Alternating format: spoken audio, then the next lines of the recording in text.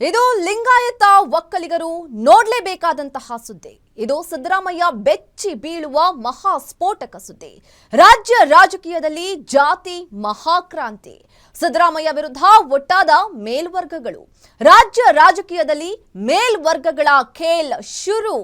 ಜಾತಿ ಗಣತಿ ವರದಿ ವಿರುದ್ಧ ಈಗಾಗಲೇ ಬಲಾಢ್ಯರು ಸಿಡಿದೆದ್ದಿದ್ದಾರೆ.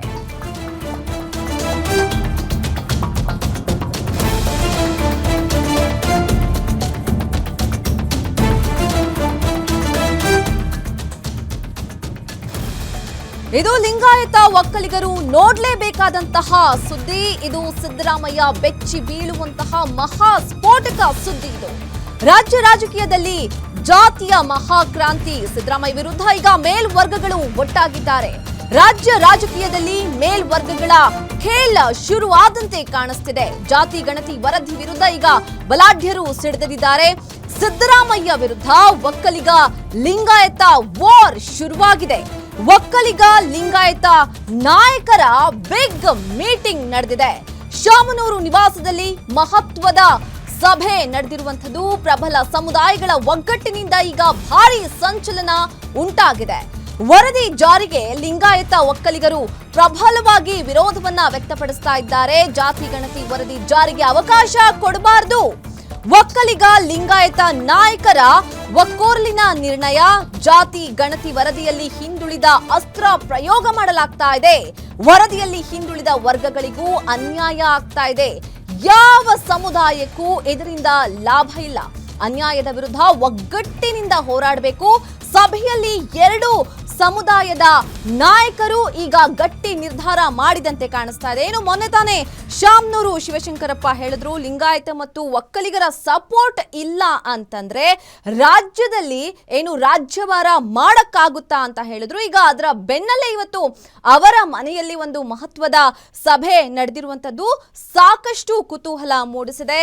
ಇನ್ನು ಕರ್ನಾಟಕದಲ್ಲಿ ಲಿಂಗಾಯತರು ಹಾಗೂ ಒಕ್ಕಲಿಗರು ನಿರ್ಣಾಯಕ ಅಂತ ಹೇಳಿದ್ರು. ಇವತ್ತು ಈ ಸಭೆ ನಿಜಕ್ಕೂ ಸಿದ್ದರಾಮಯ್ಯನವರಿಗೆ ಬಹಳಷ್ಟು ಏನೋ ಒಂಥರ ನಿದ್ದೆಗೆಡಿಸಿದಂತೆಯೇ ಆಗಬಹುದು ಅಂತ ಅನಿಸ್ತಿದೆ.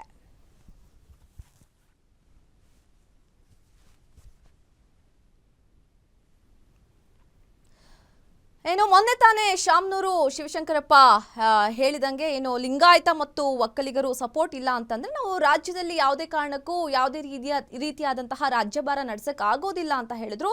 ಈಗ ಅದರ ಬೆನ್ನಲ್ಲೇ ಇವತ್ತು ಒಂದು ಮಹತ್ವದ ಸಭೆ ಏನು ನಡೆದಿರುವಂಥದ್ದು ಅವರ ಮನೆಯಲ್ಲಿ. ಈಗ ಏನು ಸಿದ್ದರಾಮಯ್ಯ ವಿರುದ್ಧ ಈಗ ಮೇಲ್ವರ್ಗಗಳು ಅಂತಂದ್ರೆ ಲಿಂಗಾಯತ ಹಾಗೆ ಒಕ್ಕಲಿಗರು ಏನಿದ್ದಾರೆ ಇವರ ಒಂದು ಬಿಗ್ ಮೀಟಿಂಗ್ ಅನ್ನ ನಡೆಸಿರುವಂಥದ್ದು. ಸಿದ್ದರಾಮಯ್ಯ ವಿರುದ್ಧ ಒಕ್ಕಲಿಗ ಮತ್ತು ಲಿಂಗಾಯತ ವಾರ್ ಶುರುವಾಗಿದೆ ಅಂತಾನೆ ಹೇಳಬಹುದು. ಇನ್ನು ಪ್ರಬಲ ಸಮುದಾಯಗಳ ಒಗ್ಗಟ್ಟಿನಿಂದ ಈಗ ಭಾರಿ ಸಂಚಲನ ಸೃಷ್ಟಿಯಾಗಿದೆ. ಸಿದ್ದರಾಮಯ್ಯನವರ ನಿದ್ದೆಗೆಡಿಸಿದಂತೆ ಆಗಬಹುದು ಅಂತ ಅನಿಸ್ತಾ ಇದೆ. ಜಾತಿ ಗಣತಿ ವರದಿ ಜಾರಿಗೆ ಅವಕಾಶವನ್ನ ಕೊಡಬಾರದು. ಒಕ್ಕಲಿಗ ಲಿಂಗಾಯತ ನಾಯಕರ ಒಕ್ಕೊರಲಿನ ನಿರ್ಣಯ ಇದು. ಜಾತಿ ಗಣತಿ ವರದಿಯಲ್ಲಿ ಹಿಂದುಳಿದ ಅಸ್ತ್ರ ಪ್ರಯೋಗ ಮಾಡಲಾಗ್ತಾ ಇದೆ. ವರದಿಯಲ್ಲಿ ಹಿಂದುಳಿದ ವರ್ಗಗಳಿಗೂ ಅನ್ಯಾಯ ಆಗ್ತಾ ಇದೆ. ಯಾವುದೇ ಸಮುದಾಯಕ್ಕೂ ಇದರಿಂದ ಲಾಭ ಇಲ್ಲ. ಅನ್ಯಾಯದ ವಿರುದ್ಧ ಒಗ್ಗಟ್ಟಿನಿಂದ ಹೋರಾಡಬೇಕು. ಸಭೆಯಲ್ಲಿ ಈಗ ಎರಡು ಸಮುದಾಯದ ನಾಯಕರು ಈ ಒಂದು ಗಟ್ಟಿ ನಿರ್ಧಾರವನ್ನ ತೆಗೆದುಕೊಂಡಿದ್ದಾರೆ ಅಂತ ಕಾಣಿಸುತ್ತೆ.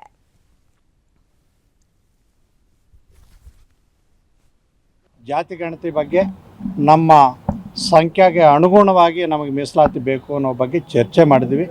ನಮ್ಮೊಟ್ಟಿಗೆ ಇನ್ನೂ ಸಾಕಷ್ಟು ಹಿಂದುಳಿದ ಜಾತಿಗಳು ನಮಗೆ ಅನ್ಯಾಯ ಆಗಿದೆ.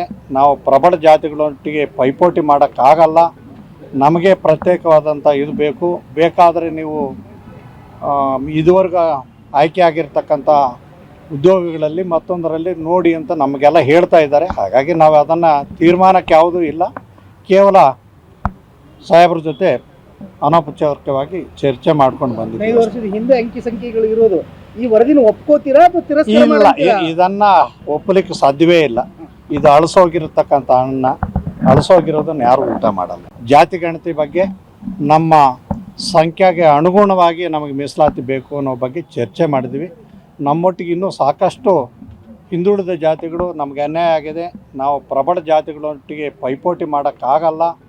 ನಮಗೆ ಪ್ರತ್ಯೇಕವಾದಂಥ ಇದು ಬೇಕು.